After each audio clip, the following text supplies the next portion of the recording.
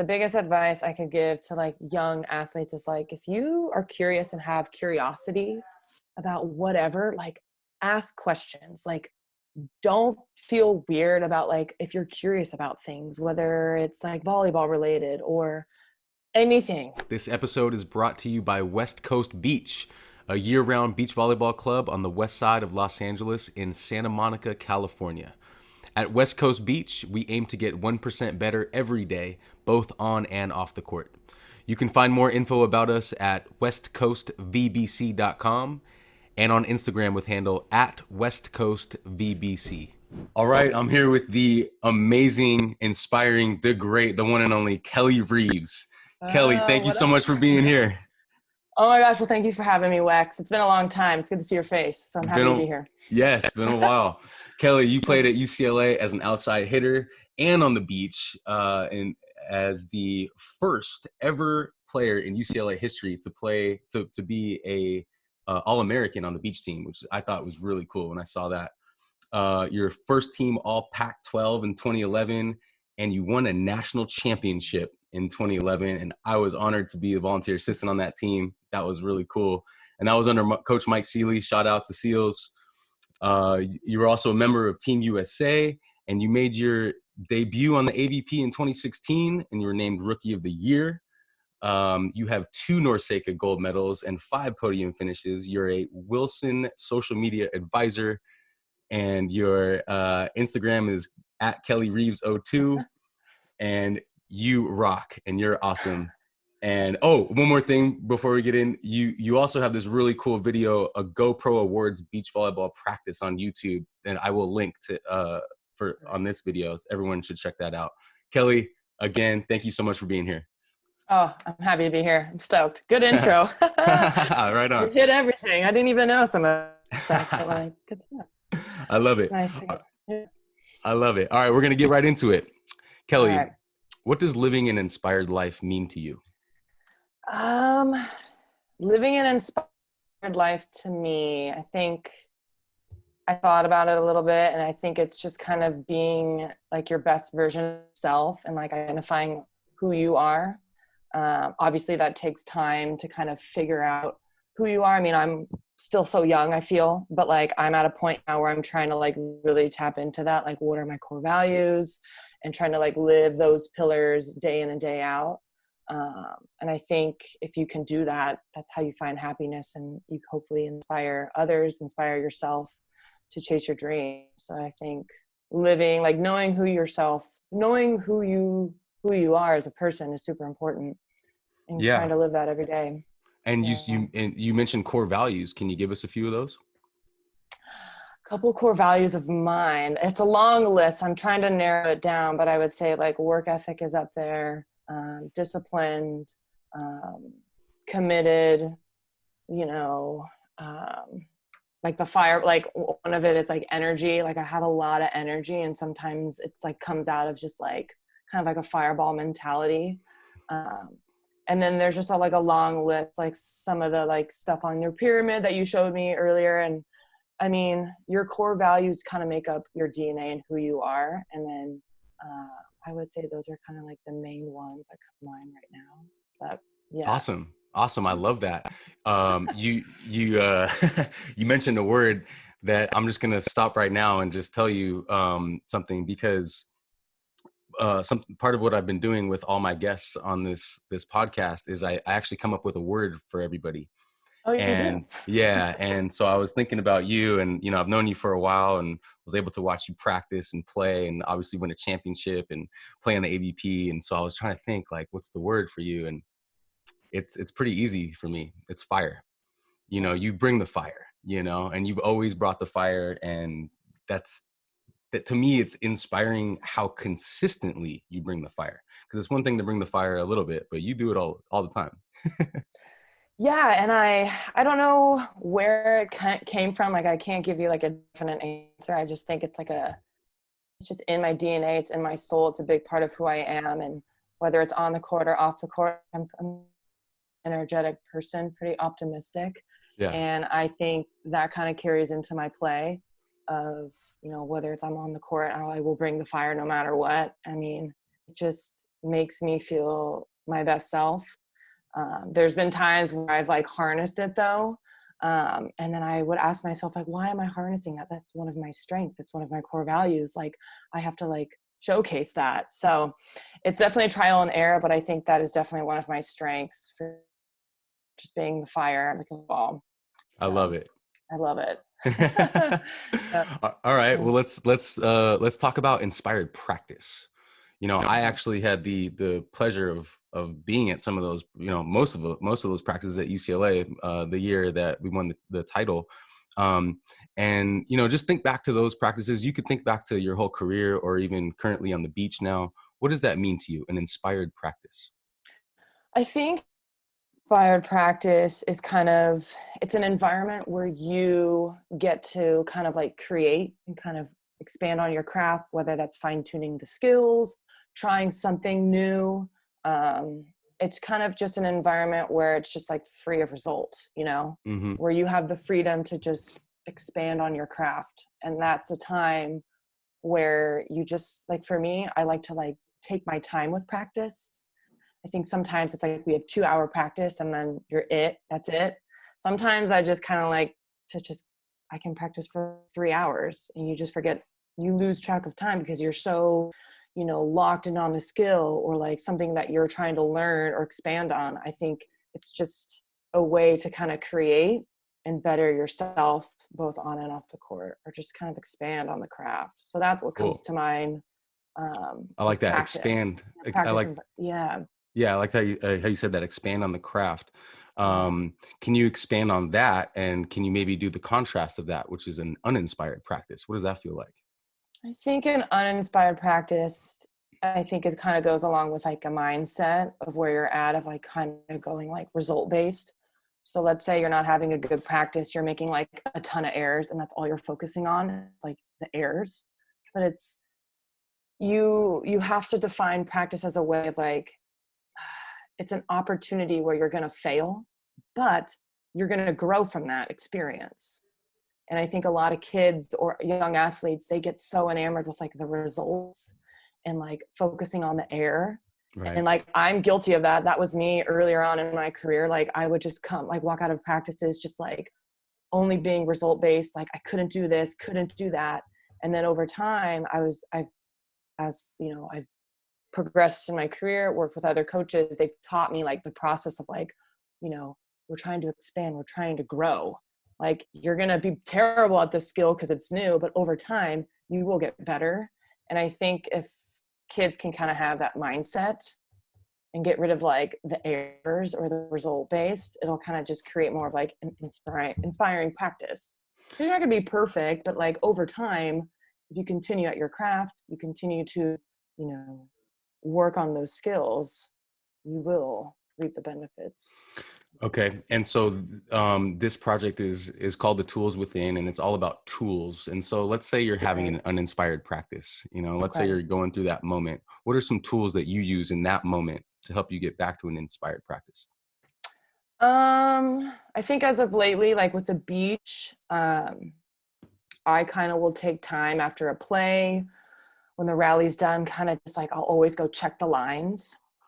The end line, I'll just kind of shake it, or I'll step out of the court, I'll remove myself from the court that we're on and just kind of look up into the sky, take a deep breath, and just like try and really ground myself and be where my feet are. Um, or I'll just like pick something, like I'll pick like a vantage point or something just random for that day. It could be whether it's the antenna, the pole, my backpack.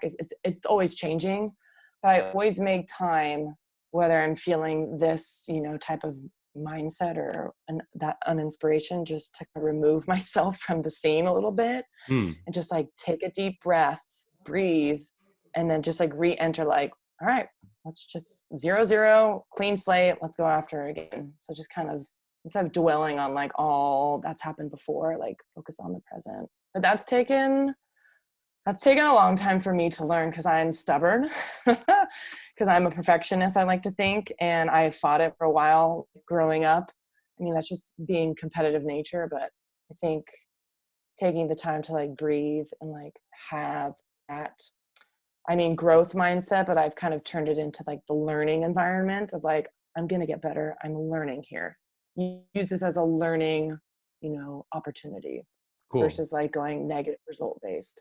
Yeah. Yeah, I really like that. Let's carry that over to a game. It's a little different. Mm-hmm. And what does an inspired game feel like?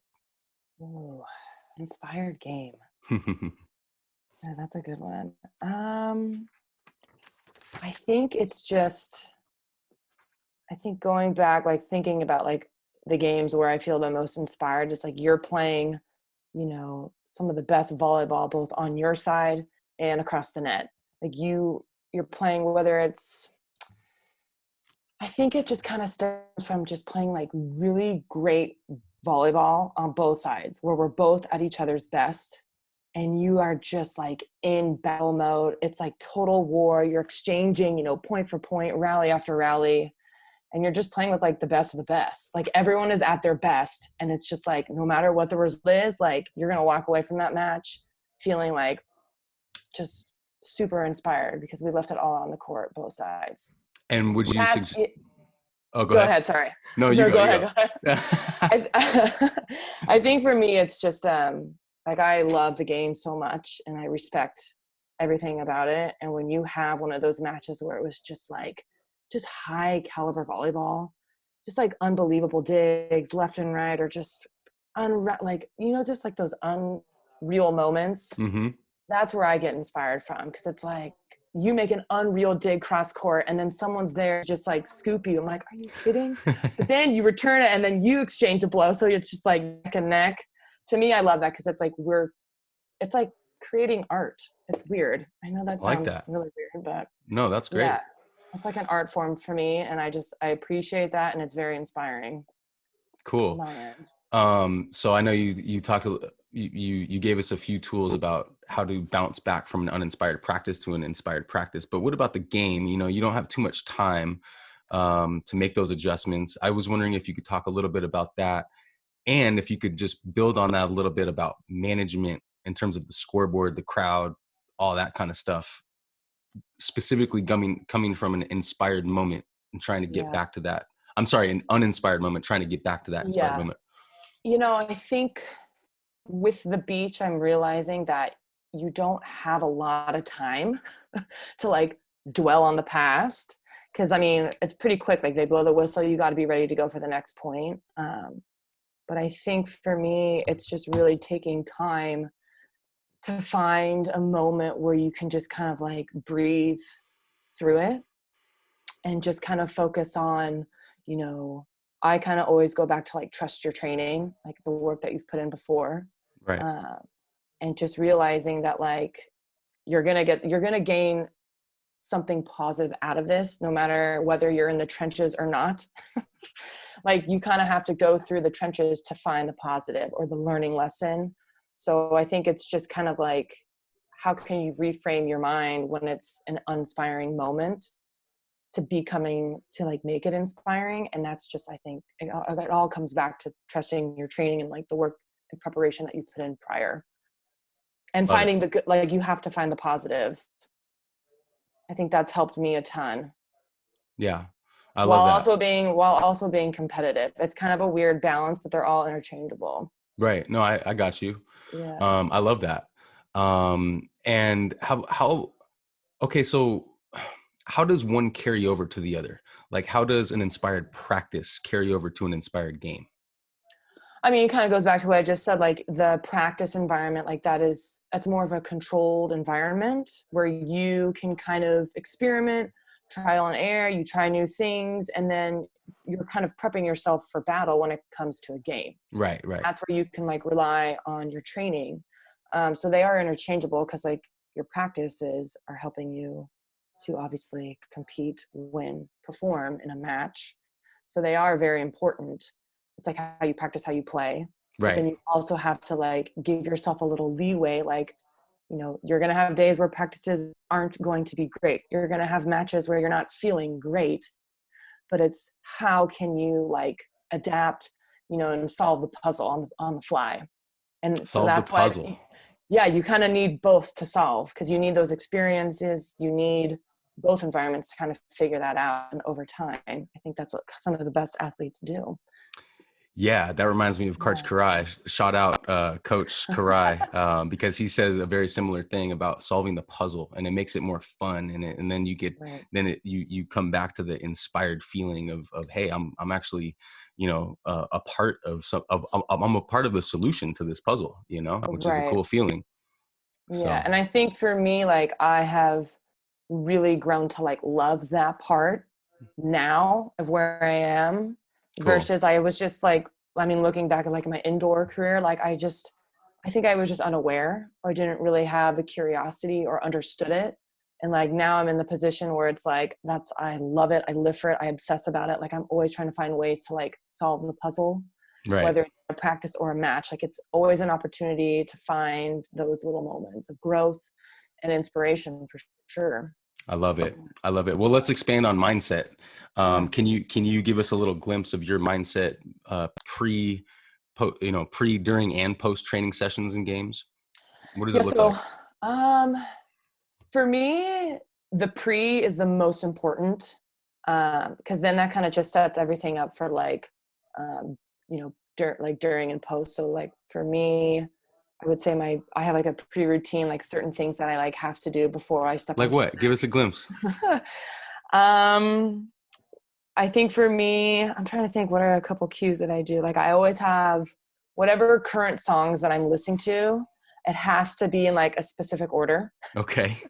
And then my game routine, I have to do it like an hour. So if like we have a match time at like, let's say 11, we start warming up with the ball like 45 minutes before, like those 15 minutes in between that window, like at the top of the hour, I'll spend 15 minutes doing my like routine, my Okay. pregame routine, like stretching. It's like my meditation. I have my earphones in and I have to do it the same way. And if I don't do it in the right order, I have to like restart over. I mean, it's not like what's it called? What are those things called? Routine, like a No, it's not like a pregame ritual. It's a routine. ritual. It's not Yeah, a yeah. ritual. I mean, I guess it's kind of a ritual, but like it has to be the same every single time.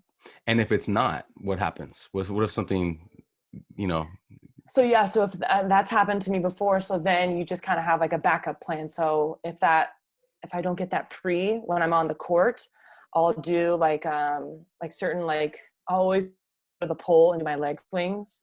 Or if we're serving warming up, I'll take a moment on the back end line and just like look up at the sky. Just kind of I like like, that. yeah, kind of ground myself. Um, so yeah, but anyways, the mindset I think is super important because it just kind of narrows in that focus, whether it's in a practice or a match. And I think that pre-prep work, really narrows in my focus in a practice and match setting. And Cool. like I like need that for me, and it just kind of like blocks everything else out. Yeah.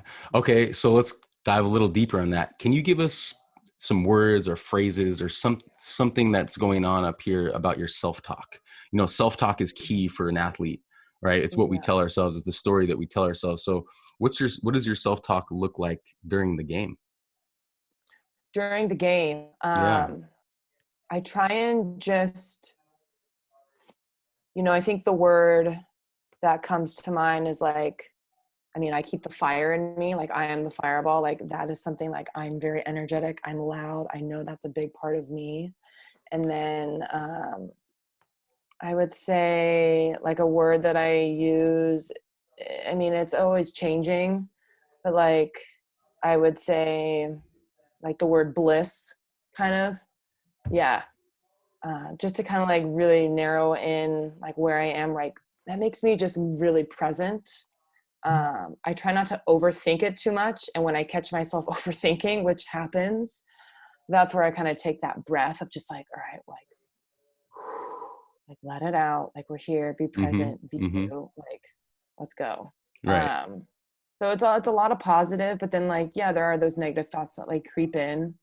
Um, but then that's where I kind of for my teammate and they like give me a high five or like whatnot. I'm trying to think. Oh, it's been a while since we've competed, so like I have to like Right. go Right. back in the archives. But I would say the mental, the mindset is just like, it's just kind of, the word is bliss. I really like that, Kel. That's Yeah. So, awesome. but I don't want to take full credit because do you know who Carly Lloyd is? Mm-mm.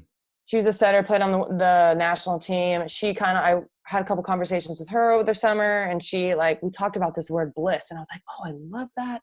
And it just kind of made me feel very happy while I was competing, and just took all the results out of it and just let me be me. That's awesome. Yeah. So that bliss moment is something that I harness a ton That's when I cool. compete. Yeah. Okay, so let's keep expanding on this. What I'm curious to know from you is being an undersized outside hitter. Let's Yeah. go. Let's go back to the indoor days for a little bit, Okay. and I want to talk about on the beach too. But back in the indoor days, being an outside hitter and being undersized, what was your mindset going up against girls who were way taller than you? Um, my mindset was, how could I outsmart them? You know, Mm. I mean, yeah, I kind of wanted to be the little pest or the fly of like, how could I annoy them? And I was like, I knew I couldn't like hit the hardest. I couldn't jump out of the gym. So then I had to like rely on my like caginess, the tool, just, keep giving the other team the ball and like, hopefully make them like they would make the air.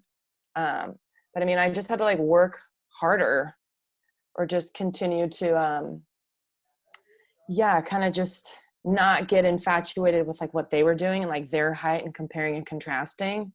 I was just like, I have to, focus on, okay, this is the size that I have and how can I work around it? Same thing, puzzle piece. Right, right. So, I mean, I don't think I was aware though, but I instinctively knew that like I just like kind of outsmart my opponents.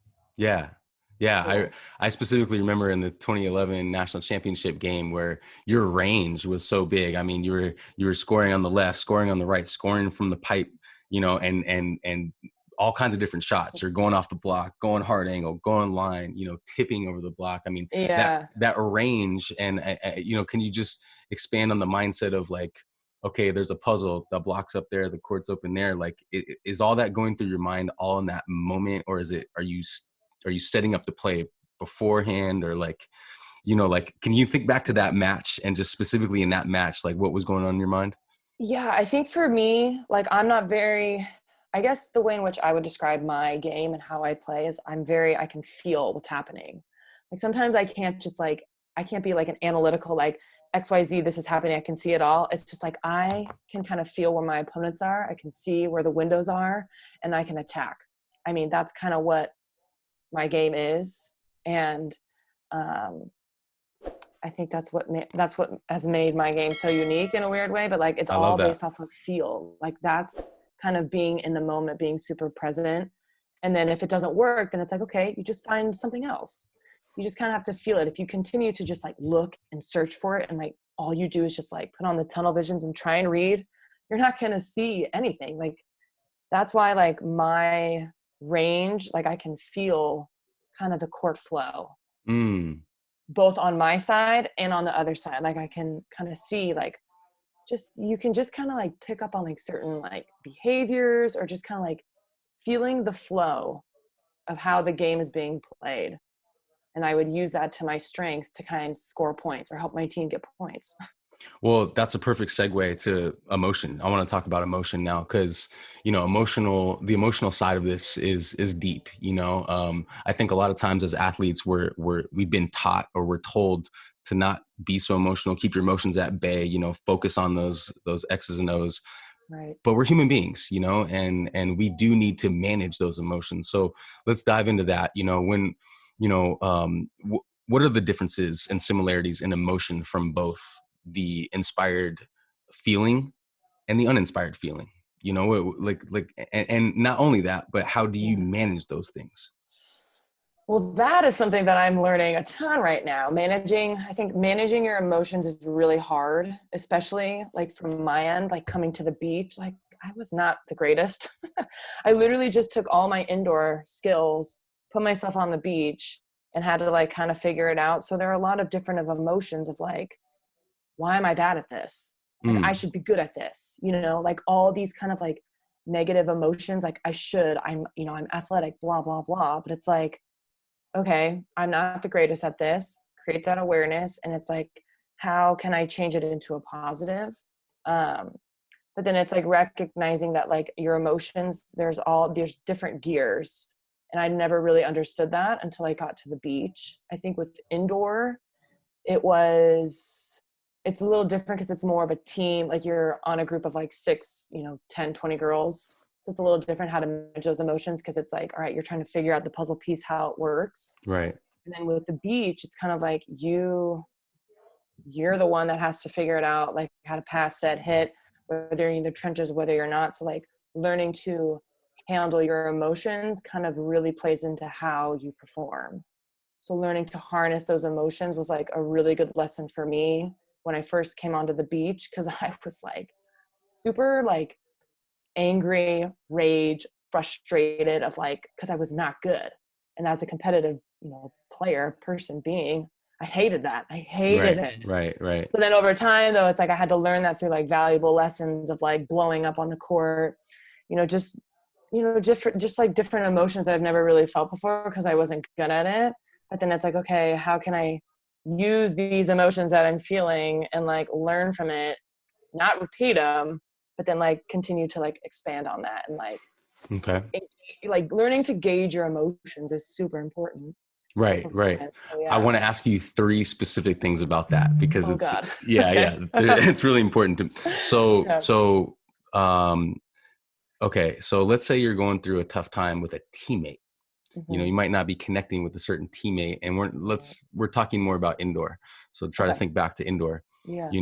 Emotionally, how do you deal with that?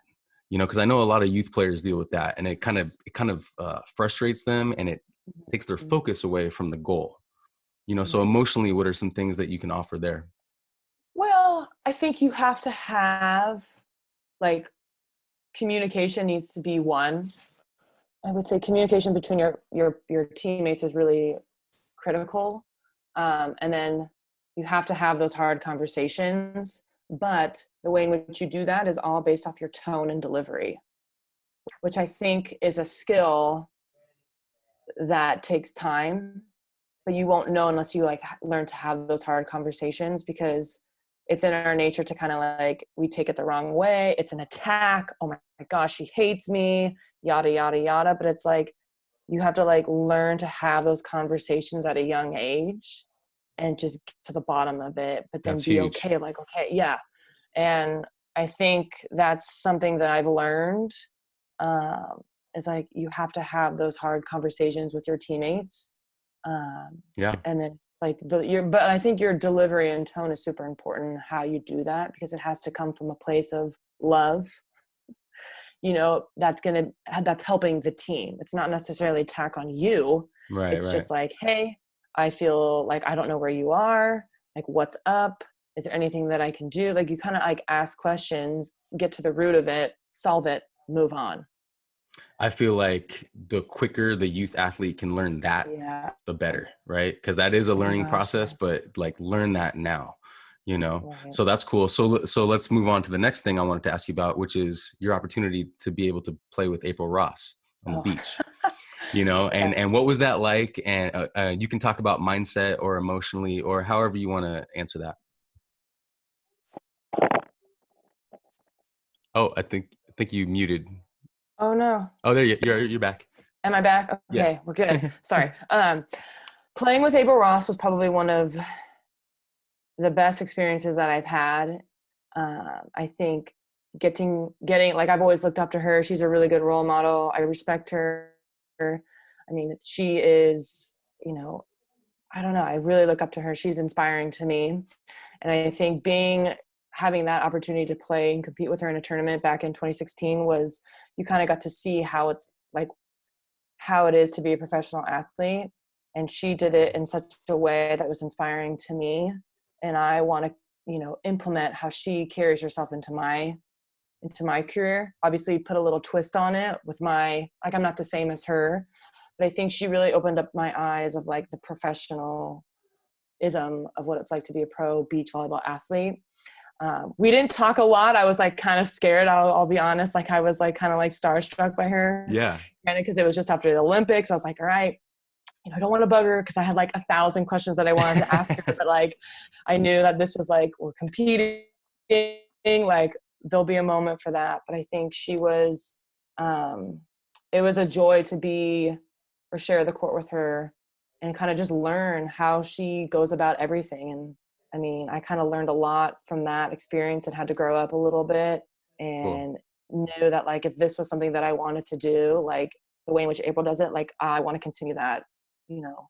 And it's kind of cool because from that we've become, you know, I would say pretty good. Like we've become friends. Like we see each other in the gym. We train against each other all the time, and there's that like mutual respect. It's just like super cool. And I think she's just a great role model for the sport, and I am forever grateful for that experience. Like I don't know if I've talked to her about it a little bit. I think we have, but like I don't think a lot of people like know that. So it's like Hmm. kind of, it's not that it's embarrassing, but like, yeah, it was probably one of the coolest experiences that I've had with the beach, getting to play with April Ross just for Yeah. like 3 days. I got every serve, Right. but Well, right. Go ahead. no, I got every serve, but I think how she treated me as a teammate was just, it felt so like I felt that I could like really be myself. And like I remember though, like before we like had one practice before we left, and I was just like, just don't screw it up. Like, don't screw it up. Anyways, April Ross, that experience was great. She kind of gave me the green light to be myself. And then I just learned a lot from her in the sense of how to be a professional beach volleyball athlete. And she's been awesome. That's Yeah. awesome. Shout out April Ross. Yeah.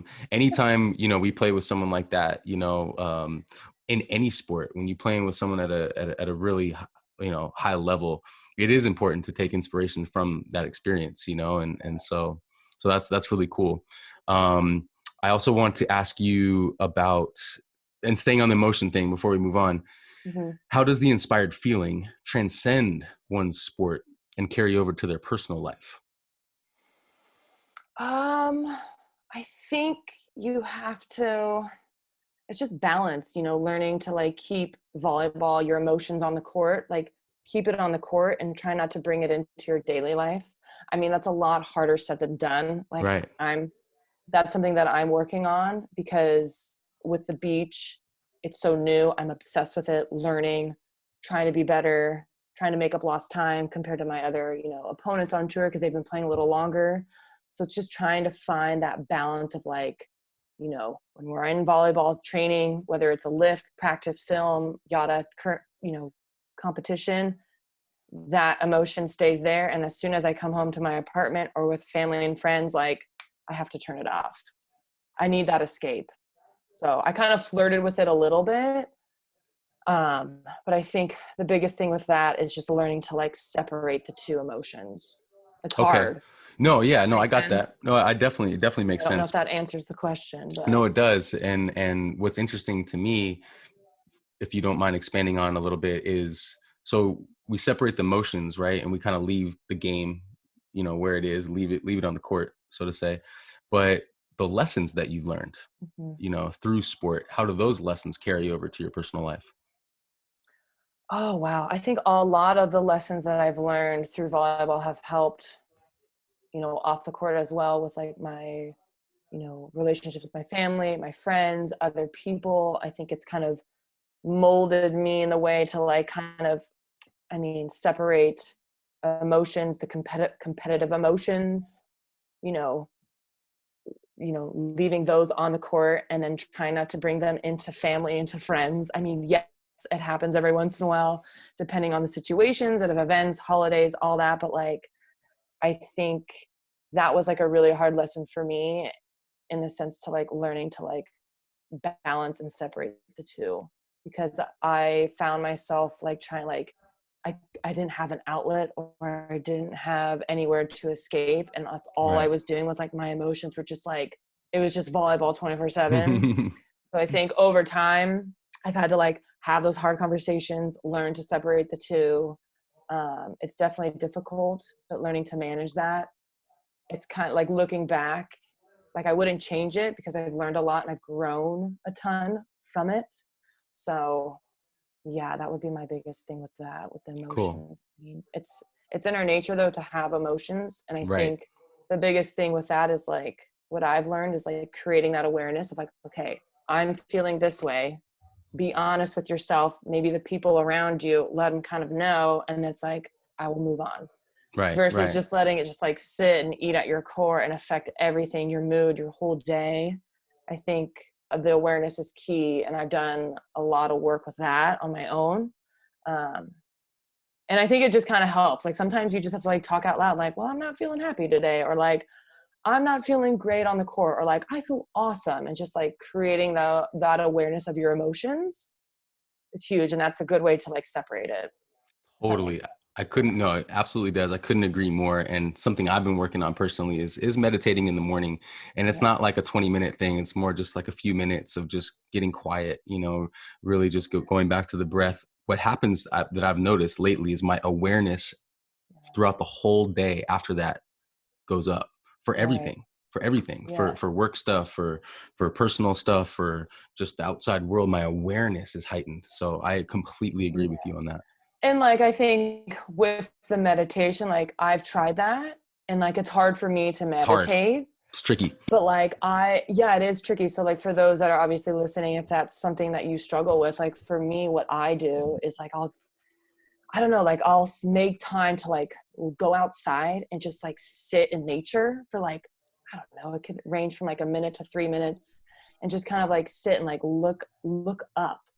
Because sometimes we forget to look up because we're so glued to our phones and everything. And it can be, we live in a life where it's everything's super fast paced.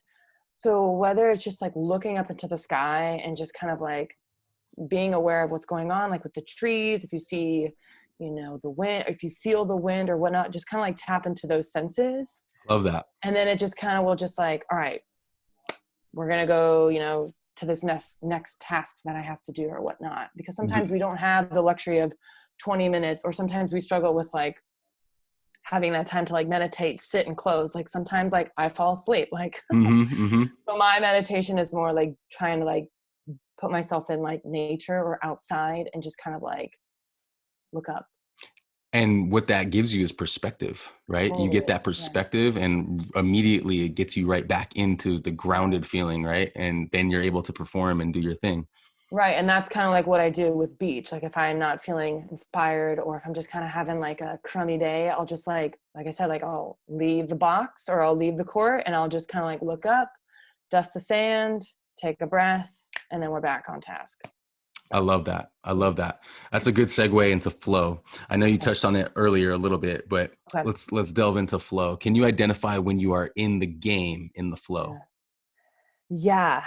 I think for me, the flow is where things tend to just kind of like slow down.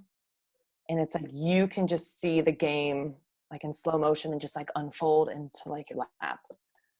Um, I mean, does it happen all the time? No. But like in those moments where when it does happen, you just go into this like, it's so hard to explain, like this flow state, but like you feel unconscious, and like you can just, your body just works in like such mysterious ways, and you're kind of just moving in this like very graceful, blissful, magical way. And then like after the game, it's just like it almost takes you like surprise. It's like, what did I just do? Right, right. Until you go back into the tape, it's like, whoa, like I did this, I was this, I was like there.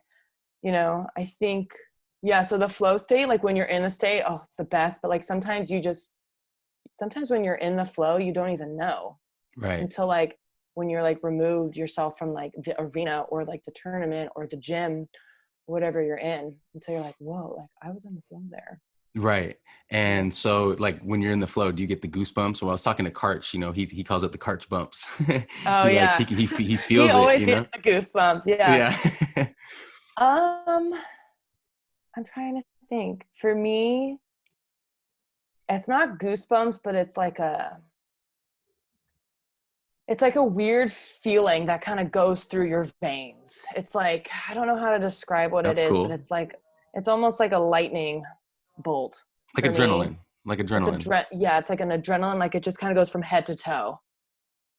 and it's just like the greatest. It's like, I would say the best similar, like I would say the similarity would be like, do you ever play like Super Mario Kart Yeah, when you get star power? yeah, yeah, yeah. That's what I feel like. I'm star And like power the and I'm just music like, goes up, go. and you're like, Oh my yeah. God, that is me. That is 100% me when I'm in the flow. That's awesome. Yeah. That's awesome. That Okay, would be my so best interpretation. I love it. Yeah. So, what I'm curious about is, can you practice that, or does it just come? Um, I think yes, I mean, sometimes in practice, it's not that like I go into a practice like, all right, I'm gonna be in the flow state, I'm gonna be star power. Sometimes, like whether it's just in a drill for like 10 minutes, like you can experience the flow where you're just on and you are just like owning the drill. So I think I think with the flow, you can't pre-plan it, but you can change your mindset, like whether it's for a drill in practice of like, okay, like whatever the drill is, like a wash drill or a mini game, like your mind can go that way. And then it just like you kind of can lock in. Does that make sense? Yeah, totally. And so when that does happen, because it does happen sometimes, like I agree with you, it's rare, but when it does happen, are you able to bank it in practice and try to remember it when you are in the game? Oh yeah. For me, it's like it's on the service line when I'm serving, like whether it's like a certain drill or a certain zone that we're serving, like I'll remember like something that we did in training of like, okay, like this 8 minutes, I go back to that drill, like feeling in the flow, and it Hmm. can act as a trigger to kind of get me to kind of kickstart the flow. And Cool. then once I'm in the flow, it's just like, I mean, star power, we're just going, like there's no turning back. So, okay, so on that, so when you remember that feeling, Hmm. what happens next? Like, does your mind go straight into the technical stuff? Like, okay, my arm goes here, Yeah. or do you just kind of release everything? I release. I take all the technique out. That's when I just like trust my training. I've put in the work and I just like I can go create. Cool. You know, like that's like my paintbrush. I can just go. And that to me, like I like to play a little free flowy. That's Hmm. kind of my game and I can kind of just feel it out. But then like that trigger, once I kind of trigger myself, then I can get into that flow state and I just kind of can create the magic. It's super fun. Yeah, yeah, it's super fun and it is Yeah. magical. You're right. I love that. That's cool. So we're hoping with this conversation to inspire, other athletes to, you know, encouraged to try to find that place. Like we said, it might not Right. be something where you can practice, but when it Hmm. does come, it's like, again, start with that awareness. Okay, yep, I'm Right. in it right now. Cool, it's awesome. Let the star power, the Mario Kart star power, like really sink in, and Right. enjoy it. And because Right. it's kind of, for me, it's kind of like surfing. It's like when you get into the curl, it's like you don't want to think about it too much. You just want to be in there, you Right. know and or you're on a great wave. You're not like thinking about it too much. You're just enjoying it. So Right. And I think learning to enjoy that part and like embracing those moments, I think sometimes we forget because we get caught up in like results or totally. outside noise that sometimes that gets into our thoughts. But I think learning to like embrace that moment of like when you're on the court and you're in the flow state or you're surfing the wave, you know, that's your moment. Don't Mm, let anyone else take it away from you. yeah. Let them judge it. Like you're in your moment and you rock it however you want. Mm, And I that's love being that. your best self. And that's how you inspire people because people gravitate towards like when they show their raw, authentic self. I mean, that's what I kind of gravitate towards in other athletes where they just kind of like they show emotion. It's okay to show that and to be your Totally. true self, be your authentic self. Totally. I love Yeah. that, Kelly. Yeah. That's another good segue to sources. Where do you get inspiration from, Kelly? Oh, everywhere.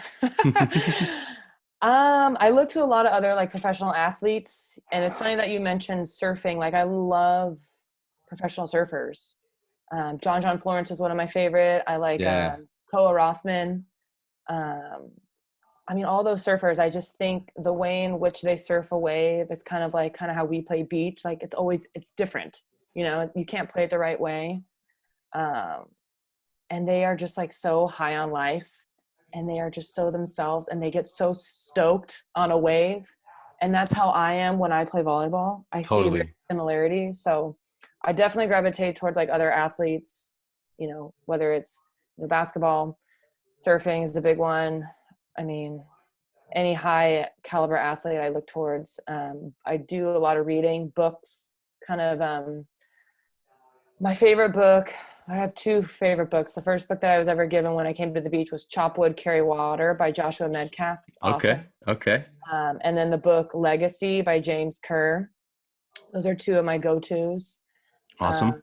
And then You any can tell article. I love books Yeah, myself. you have a good library. I'm in my dad's office, so I'm not at my place, but we're in quarantine. So anyways, and then I look to, I get inspiration from like, I don't really know how to explain this, but like certain videography. I'm really into that, of like, whether it's like a montage or like I would say, for example, like Nike ads, that type of like visual.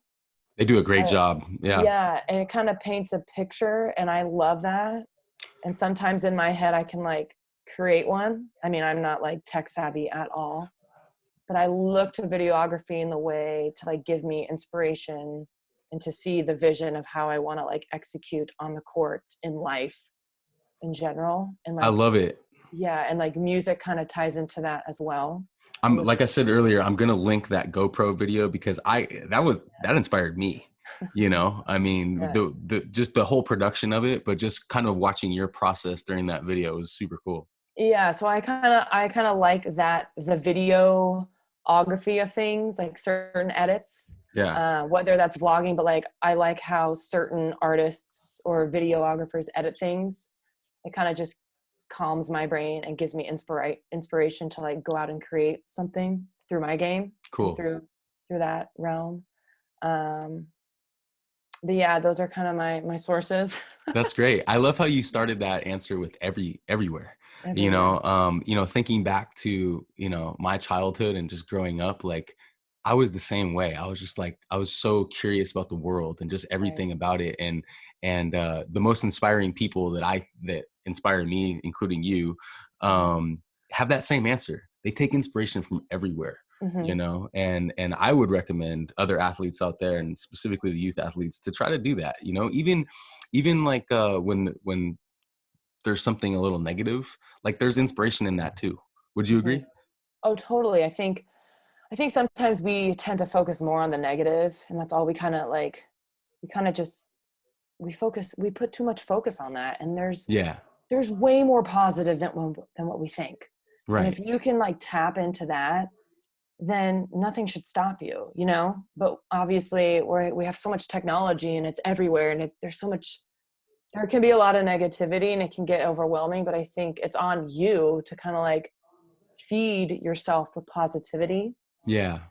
And also choose, right? Because Yeah. because choosing is like the choice part of it. Everything is kind of the key. I feel like Right. your whole career, you've just chosen to be that fire. Right. You've chosen to allow that Mario Kart feeling, Yeah. Yeah. and like that's inspiring, just to make that choice, because you could choose the other way too if you wanted to. Totally. I mean, it's so easy to go that way. And like sometimes I'll catch myself and like, oh, I gotta go this way. Like, this is me. I know it's me. But then like kind of going back to like what you were saying about like how I've always had like a curiosity of how things work. Yeah. And I always ask a ton of questions. And like that's kind of where my inspiration comes from too, is like learning from all types of sources. Like I want to use my resources the best that I can, Yeah. whether that's reaching out to, to certain people, looking at, certain books, Hmm. articles, videos, whatever it is. Like I try and feed myself with as many positive resources that I can. So Yes. I don't That's have a lot of awesome. hobbies. Like my hobby is to like just fill myself with like that positive um, inspiration and on all portals. Yeah. And Yeah. I would also add that you do a really good job of surrounding yourself with people that add to that fire, Yeah. right? Would you agree with that? Yeah, I like people. I'm a people person, Hmm. but then there's a time where I have to like I need my quiet time, but I genuinely like am very curious about people, their story, what they do. I like, I'm not the greatest at storytelling, but I like when people story tell to me, and like I Mm-hmm. like to learn about them. And I think it's so fascinating because everyone is put on this earth, and we all do something different. Mm-hmm. So, and I just love learning about others, and it's so rewarding to me, and it's inspiring. Yeah. Versus, like, I mean, yes, sport is a big part of my life, but sometimes when you ask someone who's working a job, like, I don't know, like, I mean, super simple, like finance, accounting, or being whatever, it's intriguing to me. I'm interested and I'm curious. I find it very interesting. Yeah, cool. I love it. That's awesome, Kel. Yeah. So those are the main parts of the interview, and the next round is the lightning round. Oh So gosh. we'll go through these ones a little quicker, but again, Okay. answer them how you want. Okay. All right. How do you define success, and what does being successful mean to you? I think how I identify success is, I think it kind of goes back to like the first question of kind of just being your best self day in and day out. I think if you can do that and remember your core values, and that is success in my books. Being a good person, shedding your light, and being like, for me, it's being that fireball day in and day out. I mean, for me, like, my biggest win is when you can get someone to smile. If I can get April Ross to smile in the gym, it's a win in my books. I love it. Like, that to me is a win, you Just know? real quick. Do you ever have days where you're not like that? Oh yeah, there's some days where it can get dark and you're just kind of in a hole, but then, like, I don't know how I get out of it. Sometimes it's like music, or I'll just kind of like go through my old photos and just certain like funny things that I've saved, and it just kind of brings me that joy, and Cool. realize, like, you know what, like, yeah, I'm in a dark place, but like it's gonna get better. So Yeah. that's where, like, I kind of reach out to like my family and friends to kind of like help me kind of get out of my funk and get my mojo back. So I kind of rely on that like tight knit group, because there are Cool. days where like I can't have the fire all the time. You know, I don't know about that. I think you can do I mean, it. there are a couple times, but like I'm pretty upbeat for the most part. And sometimes it just comes out of nowhere. Yeah. Yeah. It's just like an adrenaline rush, and I love it. I can harness that and just go. Yeah. That's awesome. Yeah. Okay. Moving on. How do you consider the idea of failure? Ooh. I would say failure. I would say opportunity to learn. Yeah. To grow. I think failures are a really good teaching lesson to kind of find ways to improve, whether that's, from a tactical standpoint on the court or off the court, whether it's a conversation or whatnot. But like, failure is your greatest teacher, but then like not dwelling on it. That's That's hard. key. That's Yeah. key. Not to not dwell. That's great. What are the most successful habits that you do on a consistent basis? Consistent habits. I think a lot of people know me for like being really like healthy, or like kind of disciplined in that spot. Like, I don't eat a lot of sweets. I kind of cut out junk food. I'm very healthy, like health nut. So I feel like that's kind of a habit of mine. I mean, I've always had like the 80-20 rule of like eating healthy 80%, 20% treat yourself. Because I am a sucker for desserts, but I can't have them all the time because I don't think I would be in really good shape. But I would say my eating habits are pretty on point. Um, and that kind of just ties into like taking care of myself. I've always been into that, and that kind of strings in with I don't know, my work ethic maybe. I work really hard, sometimes work too hard, but I don't think I would change that at all, because it's Cool. made me who I am, and I like Yeah, that habit. It just kind of keeps me in check. I like it. Yeah. What is the most important lesson that has helped shape who you are today? Oh, my important lesson. A lesson that I learned was like the transition from my indoor to beach. I think indoor was like my dream. Like I wanted to like pursue that path. And then I think it just kind of got to a breaking point where I kind of knew that I don't know if this was the path that I really wanted to go down.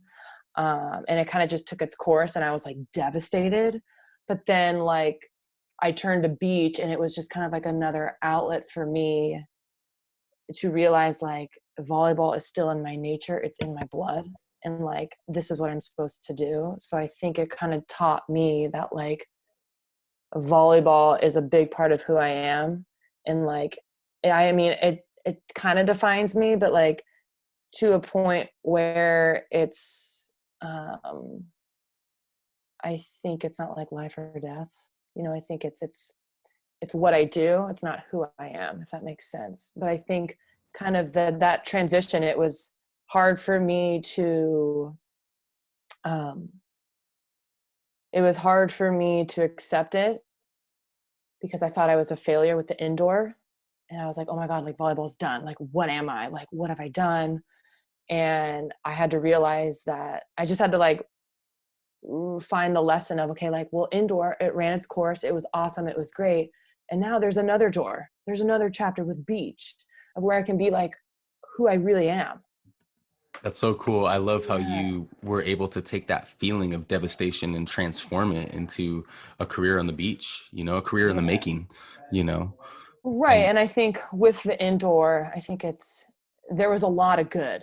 Like there was a lot of good. Then I had great teammates. I was on great teams. I think it just got to the point where I think I wanted something different, and I didn't know what that was. And I thought I took it as failure, but then it was just like, it was another door, another avenue that I could go down and explore with like beach. So yeah, so I wouldn't change it, my yeah, career or my indoor experience. I loved it. Oh my gosh, it was so fun. yeah, that's cool. I mean, it's Yeah. great. It's great to have those memories where you can look back and have that feeling. Yeah. Yeah. That's great. Okay, just a few more here, Kel. How important is the idea of having impact to you? Having impact like onto others, you would say, kind of. Yes, onto others or onto your future self. Uh, I think for me, like the way in which I go about things is I just want to be the best person that I can be, like my best self. And if I can be a good role model in like my actions, then I hope that can impact, anyone, like a young kid playing the sport or an adult. Um, I think as an athlete, as a woman, I mean, how I do things, it's different. It could be, I don't know, sometimes I can be a little extreme, but I think I'm very driven. I'm very hardworking. And if I continue to do that, like through my actions, I would hope that I can impact or inspire, others to do the same, whatever career that might be.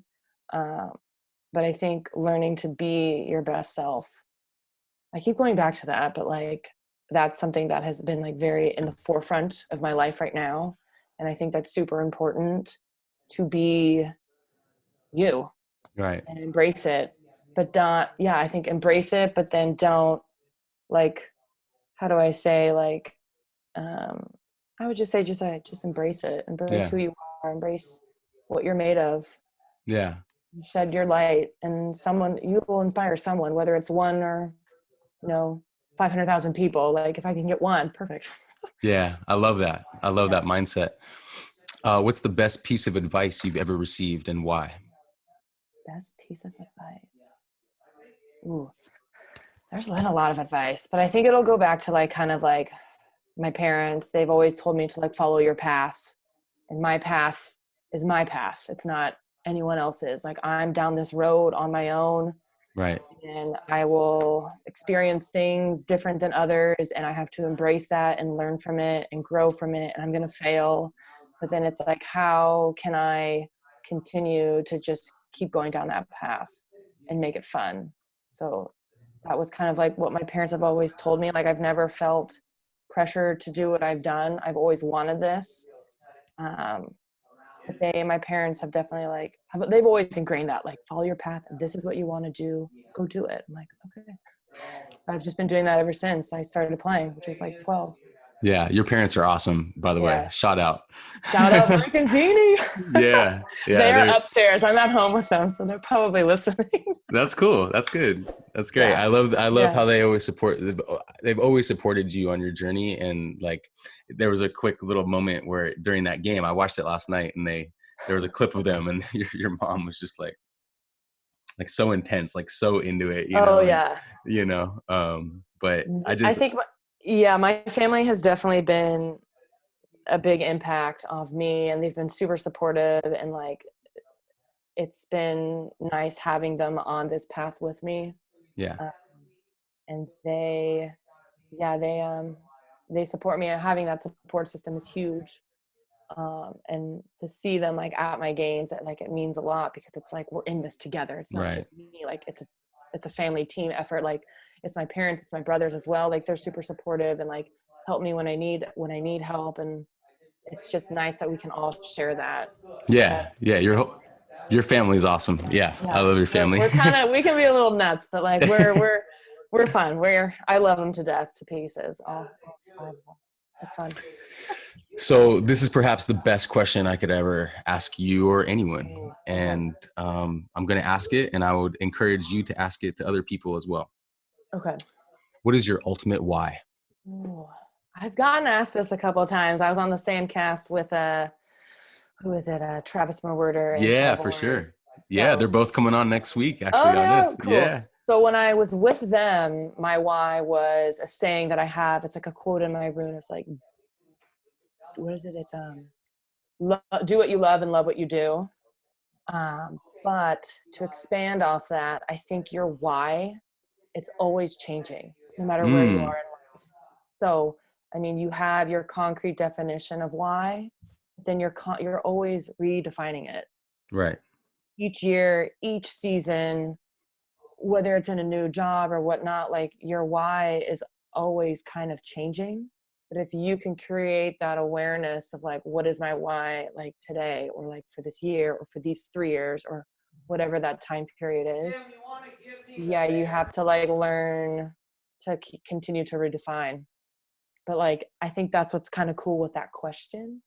I don't think there's like one answer. There's like multiple layers and answers, and so many different ways you can like answer it. And I think Yeah. for me, that's the fun puzzle. Like, what is Right. my I ask myself that on a daily, like, why am I here? What is my Right. purpose? What am I doing? And yeah, I love that, Kelly. And would you encourage the youth athlete to start to think about that?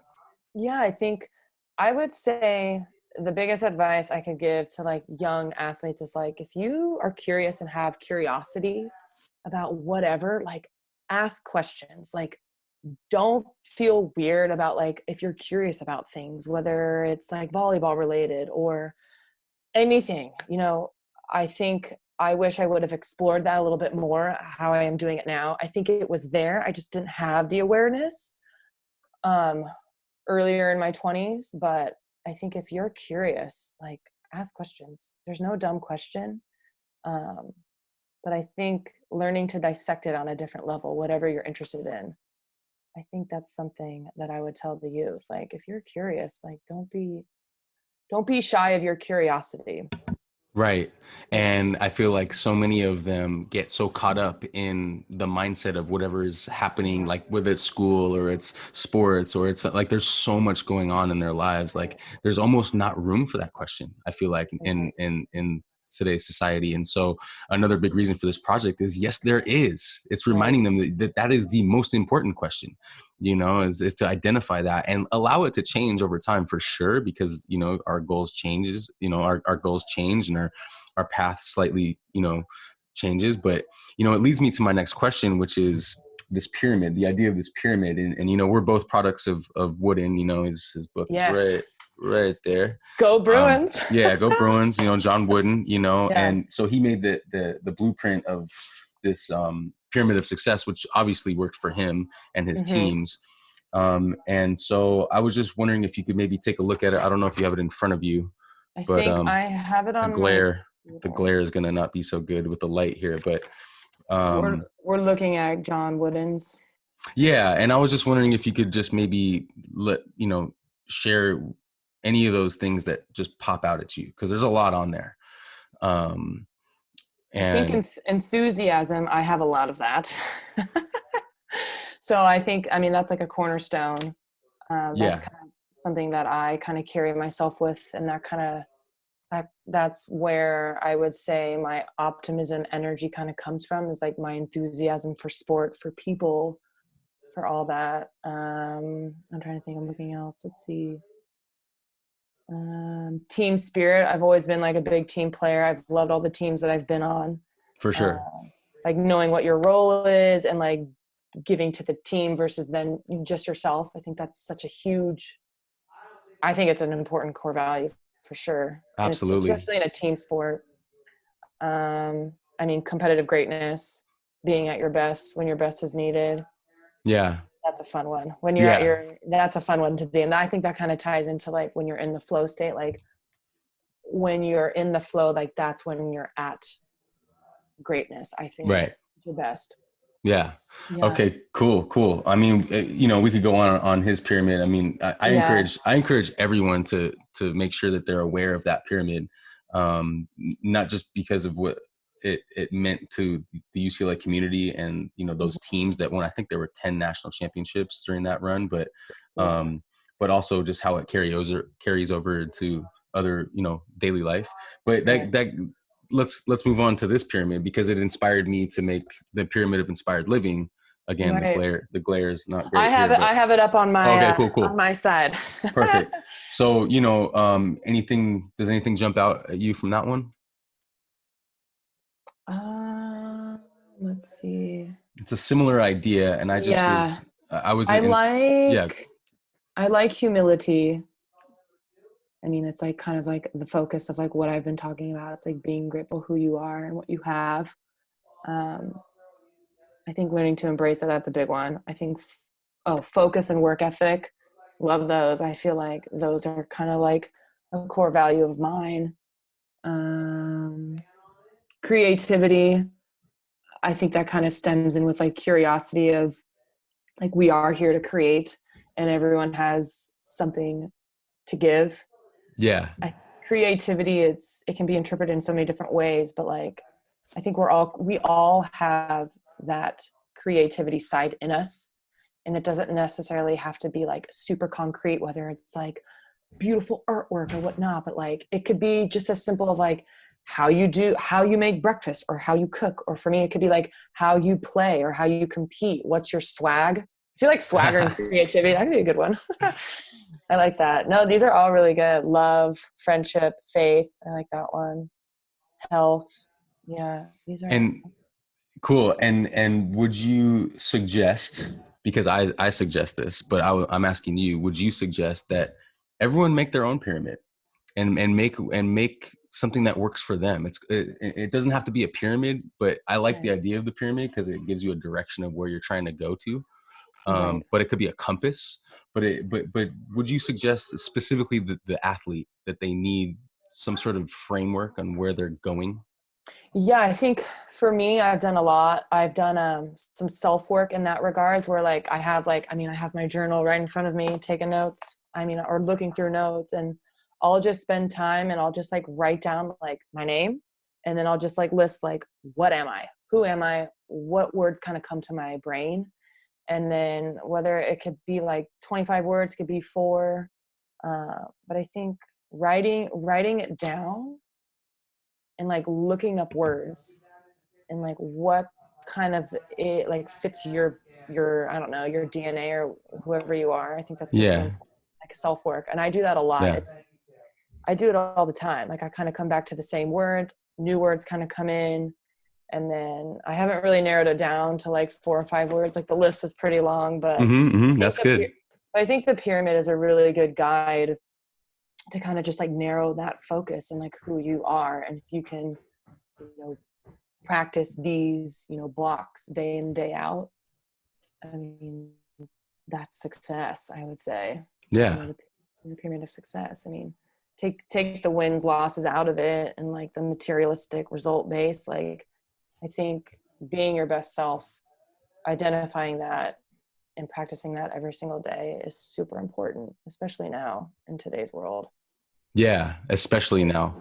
I Yeah, mean, I mean, you know, we didn't really talk about the whole situation with the coronavirus stuff going on right now, but I think without getting too into that, I think more than ever right now, this stuff, all the stuff we just talked about is the important stuff, the stuff totally.